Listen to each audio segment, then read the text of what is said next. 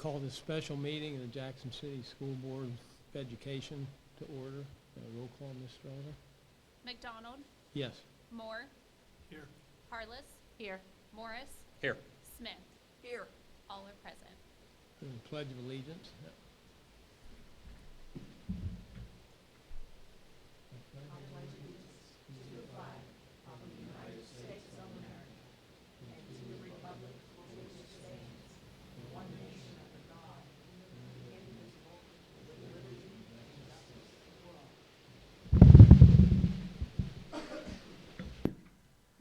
Okay, I need a motion to approve the agenda. So moved.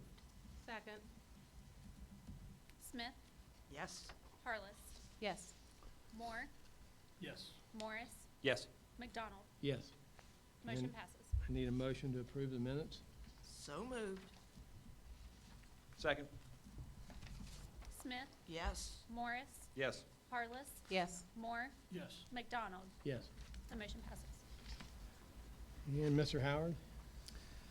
Yes, if you remember, we concluded our last meeting while we were a little bit in limbo. We had just received guidance and governance from the Ohio Department of Education, giving us direction as to how our graduation should play out. But that same exact day of our board meeting, the governor came on and he gave conflicting remarks. So we kind of knew that there would be direction coming in the next couple of days. And in fact, the very next day, the governor revised what he had said the day before. Now, I have that clip of that video here. I'm more than willing to have it played, but I think most of you have seen that. If you're all right, I can not show that or show it. It's up to you. So I think all of you have seen the governor's comments. So having said that, before the day was over, after the governor gave his new remarks, ODE and the Ohio Department of Health put out new guidance. So if you bring that up. And in this guidance, it talks about, it's not a whole lot different than what ODE had put out before, but it does talk about virtual graduations being the safest and the best way to hold your high school graduation. But it gives you a couple of other options. So if you could go back to that for just a second and leave that up for our viewers.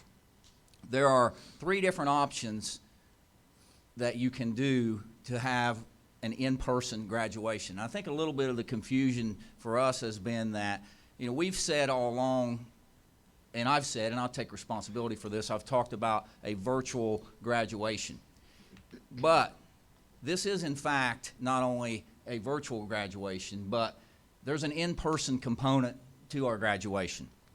And the way that this would work, myself, the superintendents from Oak Hill and Wellston met again with the county health director to iron out the plans. And if you remember, the last time we were talking about each student would be allowed to have 2 people come with them to the ceremony. We've ended up changing that to 4 people will now be allowed to come with the graduate.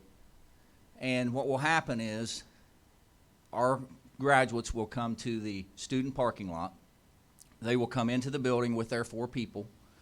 We'll have some tables set up where they'll drop off Chromebooks and different things that they need to get turned in, pick up their ropes and so forth for their graduation march. We'll have a green screen set up where they'll be able to record themselves and tell what their plans are after graduation. At that point, then, the parents will go to a different set of doors. The student will start at another door. Mr. Haynes will call the student's name. They will meet. They will have the student's diploma. They will get to hand their diploma to their child, which is a totally new component, something we've never done before. And then after that, we'll have a photographer right there to capture that moment, and it'll also be videoed. We will have another position in the gym to go to for the turning of the tassel, and hopefully our tech people are going to be able to take something from that of all of the students and create some kind of a collage or something of all of the students turning their tassel. I'm not going to say that this is the only method that would work under the governor's and ODE and the Ohio Department of Health's plan. I will say that I think it's the best. I have seen some other ones that people have submitted to me, and I think that those could potentially work. But most of those, if you look at option one, talks about drive up or a drive through. Option two, drive up. One of them's drive up, one of them's drive through graduations. In both of those scenarios, you're dealing with potentially, if you split it in half, 90 vehicles or even 180 vehicles. And the problem, as I see it with that, as well as the health director and the other superintendents, is that you're putting, in some cases, families in vehicles that are not used to necessarily being around each other or not coming from the same family. And then, that's part of it. The other part is, quite frankly, people don't always do what they're supposed to do. And so you're in a situation where it's hard to control people. I'll give you a perfect example. Almost every year we'll have our school spelling bee, and our principal would go up to the microphone and say, our students have worked extremely hard. Please make sure to be courteous. We want to make sure that every student has a fair chance. Silence your cell phones, and if you have an infant or a toddler with you and they get a little fussy, please take them out. 10 minutes into the program, there's a baby screaming and crying, and 500 people are turning around looking at me like, are you going to do anything? And so I shouldn't have to do that, but myself or my principal have to go over and ask the person to take a child out. We end up getting cursed out, and before the night's over with, all 5 of you get a phone call that says that the superintendent was a jerk, came over and made me leave. But the reality of that is, if the superintendent or the principal didn't do that, you'd probably get 200 phone calls because your superintendent stood there and watched that happen and didn't say a word. So, unfortunately, people won't necessarily follow the rules. And I don't mean to generalize, because I know that the vast majority of the people will. But when you have a crowd of that size and a bunch of the people decide to not follow the rules, you've got problems. So for those reasons, I think that bringing our students in, Mr. Haynes has a schedule set up of 10 to 15 minutes per graduate. It's going to take us 5 days to do this, 5 days. And we will be practicing social distance. There'll be less than 10 people involved, because you've got, if we're allowing 4 students for the graduate, that's 5. You've got Mr. Haynes is 6, probably myself is 7. We've got to have a professional photographer is 8, and you've got at least 1 or 2 of our IT people. So that pretty much covers our 10 people that will be permitted to be around while this is taking place. So they'll be coming in one door, going out another. Shouldn't be mingling with anyone else. We'll have people out on duty to make sure that people get into the building and get back out to their vehicles. And I think that this is the best way to go. And I don't want to put this totally off on the health director, because I personally believe that this is absolutely the best way that we need to go.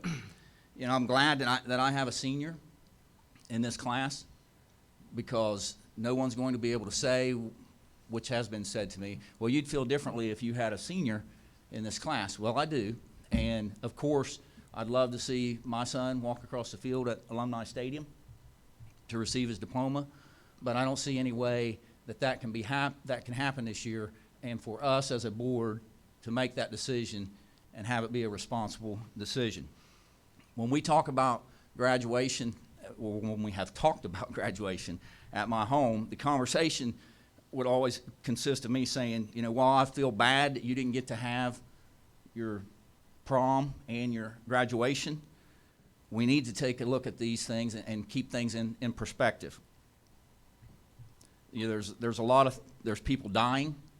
Just because it's not happening here doesn't mean that it can't happen here. People have lost their jobs. Some people will never recover financially from the loss. In Ohio, nationwide, there's been over 1,000 people die in Ohio from COVID-19. Nationwide, on a bad year, 60,000 people die of the flu. We had 60,000 people die in 6 weeks from COVID-19.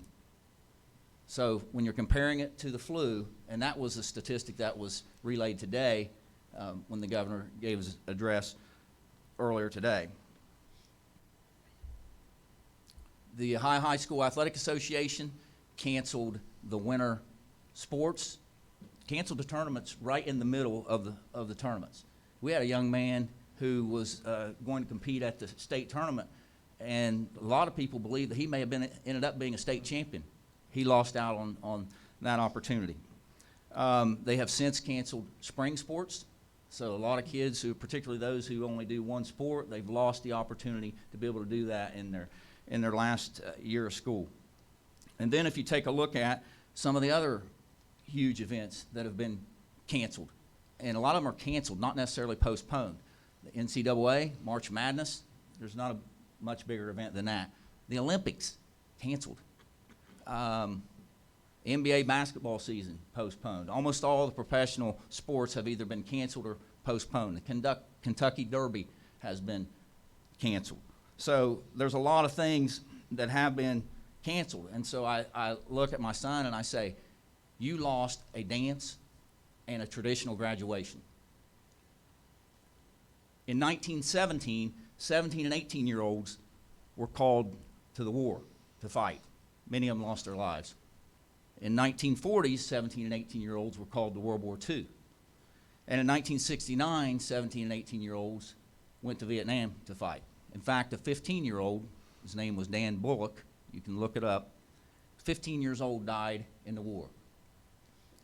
You lost a prom and a traditional graduation. Those kids were called to war. You were called for 2.5 months to the couch. Now, having said that, we all want what's best for our kids, and we all want to give them a proper send-off.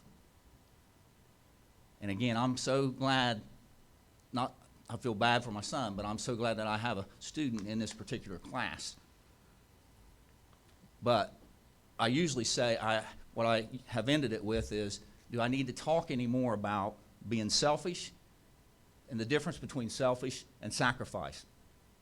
Because for me, as a parent and as the leader of the district, to make a recommendation that we have anything other than what I've described here would be a selfish act on my part. So we need to keep things in perspective. You don't always get what you want in life, and sometimes there are tough lessons to learn. And that's how the conversation generally has ended. So I'm recommending to you here tonight that we follow the guidance of the Jackson County Health Director, the plan that was laid out and agreed to by myself and the other two superintendents, and that's the plan that we follow for our graduation this year at Jackson High School. And I think that, well, I know that there are some other things that are going on that we can talk about here briefly that we will do to appropriately recognize and honor this graduating class. Are there any objections to following the guidance and direction that we set out with the Jackson County Health Director? All 3 schools are doing the same thing?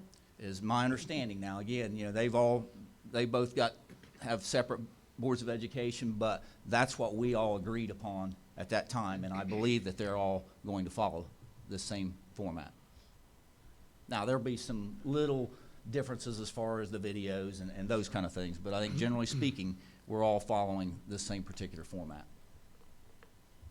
Are we going in any kind of order, like alphabetically, so these kids maybe can have a heads up on what order we're going in as far as contact? I'm going to let Mr. Haynes, we hooked him up with a microphone there, talk about the process a little bit more. Yeah, for the most part, they'll be going in alphabetical order. We understand that our valedictorians have their speeches to also record, so they will be allotted a little bit longer period of time, and we've kind of set them at the beginning and the end of the days, but we're going to go in alphabetical order for this. My plan is tomorrow to get this information out to students via their email, and basically a post on the website that says seniors need to check their email, and also do a school messenger call tomorrow night to get that information out as well. And we have in this area, we have a very large senior class, 180 students. We have allotted 10 minutes. It's going to be very point to point to point because we have things we have to do and have to capture. And we have to give our tech guys, who are amazing, but they still have to have the time to be able to compile this and put it together. So we have a very kind of scripted, and we'll be sending that information out in the email of you arrive at your time, you're going to be, our deputy will say, hey, it's time for you to come in. They will drop things off. They will pick up diploma. They'll be getting a picture in the cap and gown, a short video. Then they'll be doing their grad walk with their name read. And one of the things I think that, and it doesn't go very far to alleviate some of the things they've lost, but I think it is a special thing for this class to be able to have their parents or whoever they designate that came in with them to hand them their diploma, which is going to be unique to this graduating class. Students don't have that opportunity. And then we'll do the change of the tassel, cap toss, and then they'll be leaving. And we're going to make sure, and I believe, I don't want to speak out of turn here, but I believe the board is going to make sure that every student with no charge is going to receive video of the whole ceremony when it's finished, as well as a picture of them being presented their diploma by their parents in their cap and gown. Yes, we've decided that the board will make sure that every student gets a photo that we will incur the cost for, as well as a copy of the video.